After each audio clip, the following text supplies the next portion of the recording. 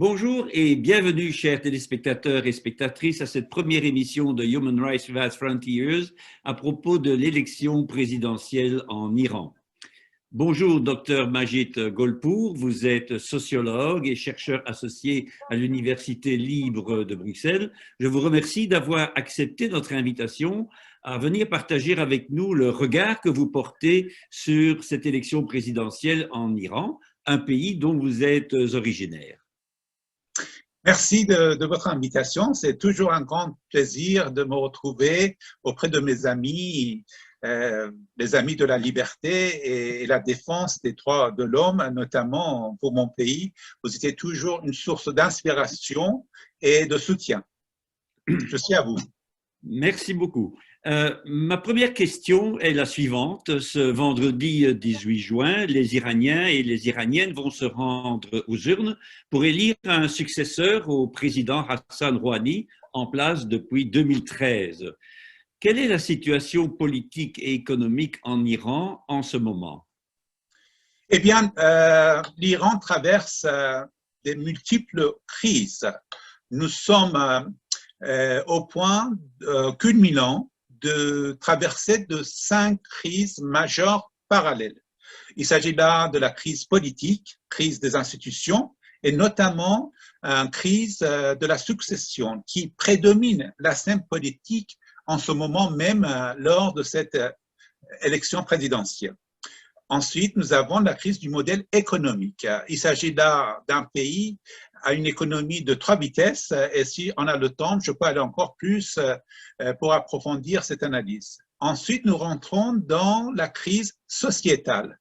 La pyramide des valeurs dans la société iranienne est complètement bouleversée.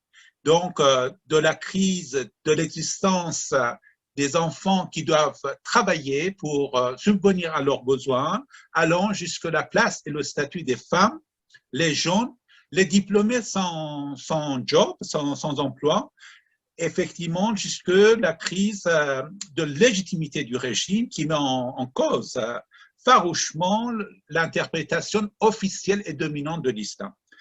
Finalement, on a un 4e chapitre de la crise géopolitique. La République islamique se sent mal dans son existence avec des pays voisins. Ceci a créé depuis maintenant des décennies, notamment ces dernières années, après la signature de l'accord de JCPOA, plusieurs affrontements, sinon confrontations, par ce qu'on appelle proxy war.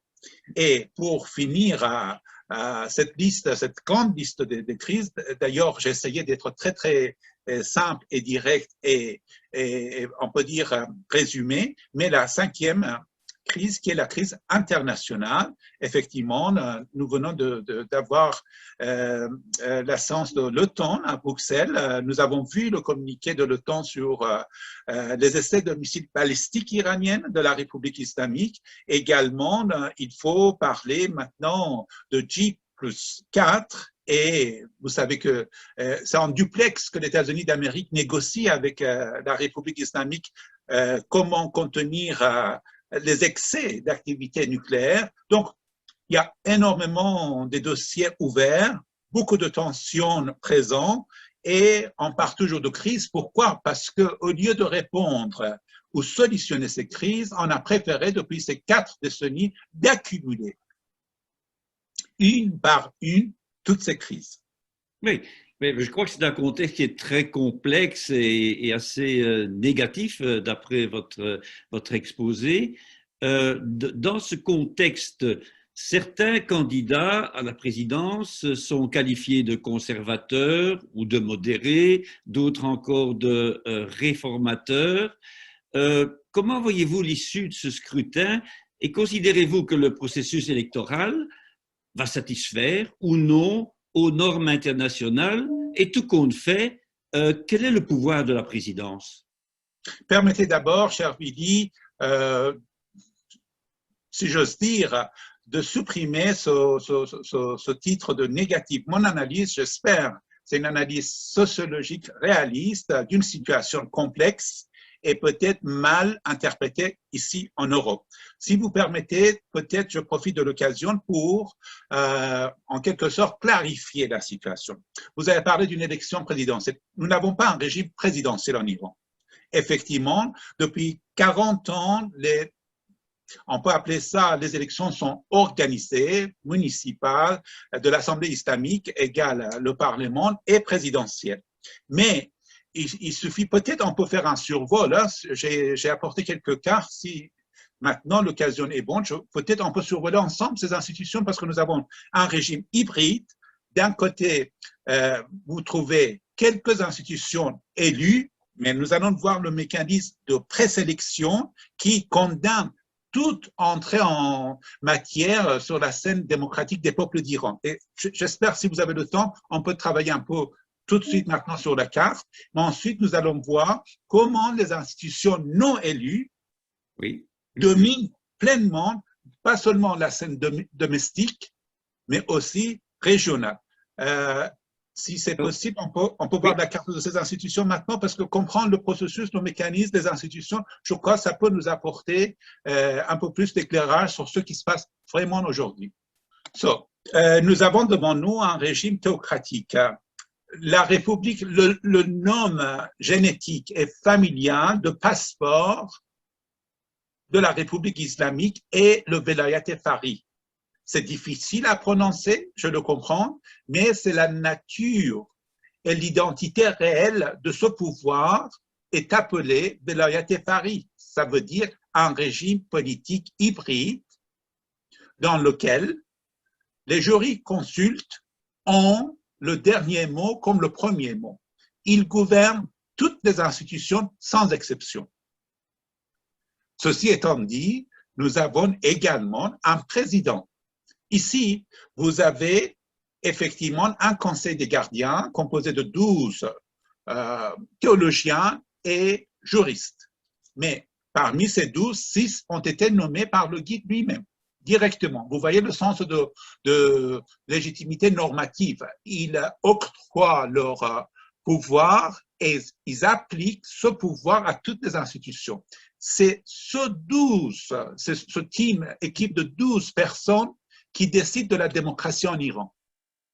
Alors, pendant ces 4 décennies, 40 élections, et toutes les élections, sans exception, ont été prédestinées par ce Conseil des gardiens.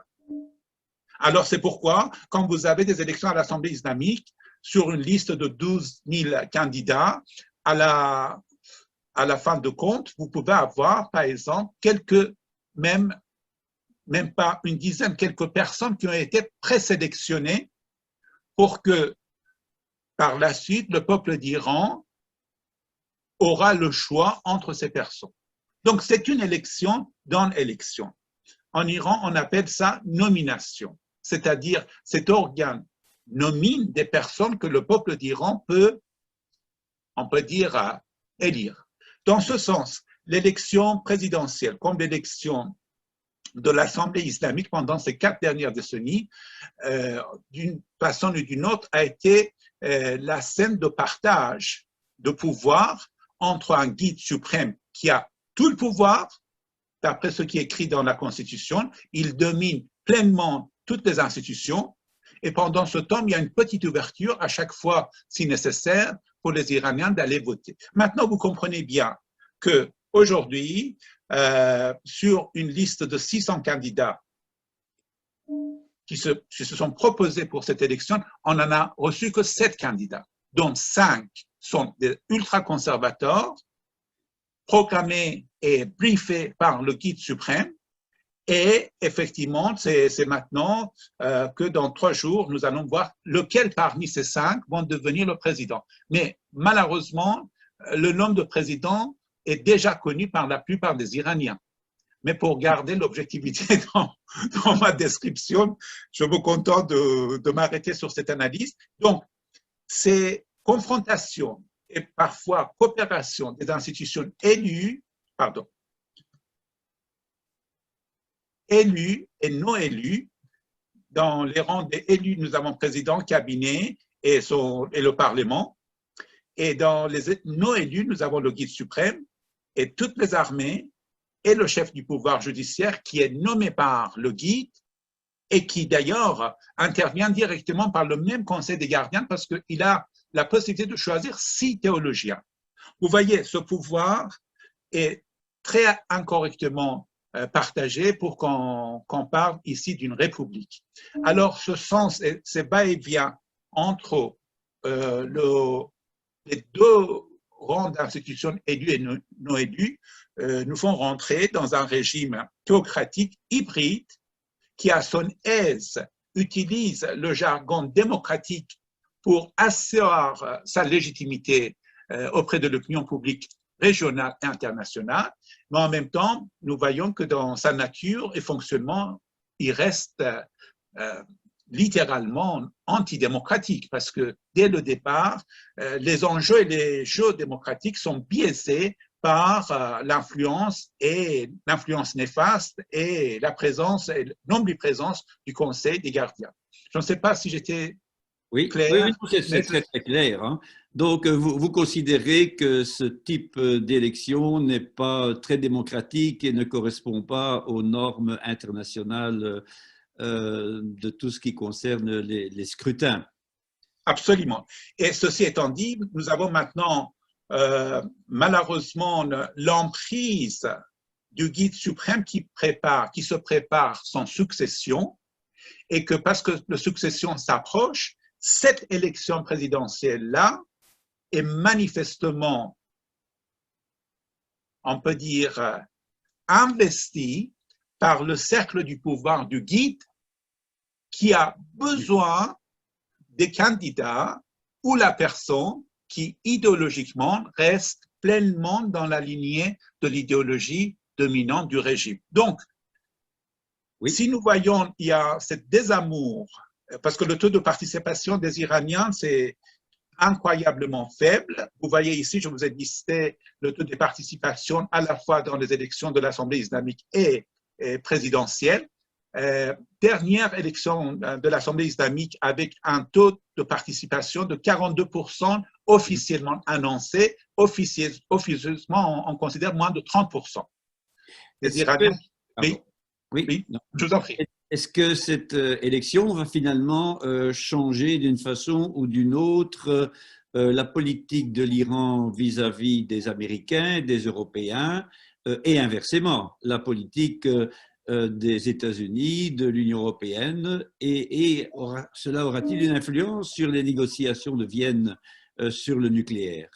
Absolument. Pour aller vite et clair, à l'Assemblée islamique de l'année dernière, nous avons une majorité des conservateurs, ultra-conservateurs, du rang et issus des gardiens de la Révolution. Vous avez les militaires déguisés sous forme de vêtements parlementaires aujourd'hui qui ont le pouvoir à l'Assemblée islamique. On considère cela va se passer également pour le présidentiel. Vous allez avoir des candidats avec double, triple objectif, à la fois sécuritaire, militaire, idéologiquement recentrés sur l'intérêt du régime. Aujourd'hui, vu ces 5 crises majeures qui défient le pouvoir central, il n'y a aucune place pour des tractations, négociations ou modérations venant de la part du régime. Donc, nous allons avoir un recentrage idéologique de la République islamique qui se prépare cette fois-ci pour une négociation directe, sans âme, sur les intérêts militaires, sécuritaires, idéologiques du régime avec les grands de ce monde. Oui, enfin, cette élection aura-t-elle un impact positif sur les droits humains des Iraniens et des Iraniennes, tels que la liberté pour les femmes de ne pas porter le voile, la liberté d'expression en général, les minorités ethniques et religieuses? Écoutez, moi j'aimerais quand même d'emblée vous parler de la suppression des droits des femmes qui n'ont même pas eu l'occasion cette fois-ci de présenter des candidats. Même sur la liste des candidats, on n'a pas toléré leur présence. Alors alors que plus de la moitié de la population iranienne est composée par ces braves femmes qui sont les mères de famille ou les femmes éduquées et graduate et effectivement prêtes à investir dans l'évolution de la société. Mais peut-être notre temps ne nous permet pas. Ce que je veux vous dire, je voudrais revenir sur l'actualité très triste de ce pays. Vous savez, la crise sanitaire, Corona, traverse tout le pays. L'Iran était le foyer, le premier foyer menacé par la présence des Chinois. Cette présence, effectivement, se conjuguait par les collaborations de l'Institut Confucius chinois et l'Association internationale de Jamal Mustafa. Donc, alors que le pouvoir chinois réprime les augures chinois, il collabore avec le régime de la République islamique à Rome et il permet des centaines et des milliers des étudiants religieux chinois qui doivent se former à Rome. Eux, ils étaient les premiers transmetteurs de vaccins Covid. Et pendant que l'information était passée, mais le régime a préféré fluidifier davantage ses interactions avec la Chine via les voyages aériens entre les deux pays. Donc, l'Iran est devenu le foyer numéro 1 en Proche-Orient pour ce virus. Le taux de propagation de Corona en Iran est dévastateur pour l'économie et pour la santé des Iraniens. Et pendant ce temps, les Iraniens ont été privés de leurs droits les plus primitifs de choisir leur vaccin.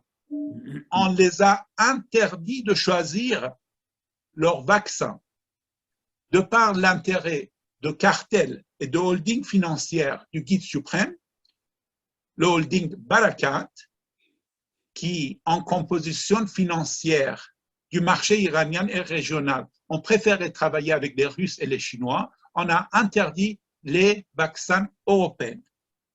Voyez-vous, si on veut parler des trois fondamentaux, j'espère qu'on a, après l'élection, le temps pour aller plus en approfondissant la situation de la société civile, des journalistes, des activistes, vos collègues droits de l'homme en Iran. Mais là, je voudrais quand même souligner, on est dans une situation, on a privé les peuples d'Iran de ce droit fondamental qui est de décider pour leur santé, en les privant textuellement et par la loi leur accès sur le marché international de ces vaccins.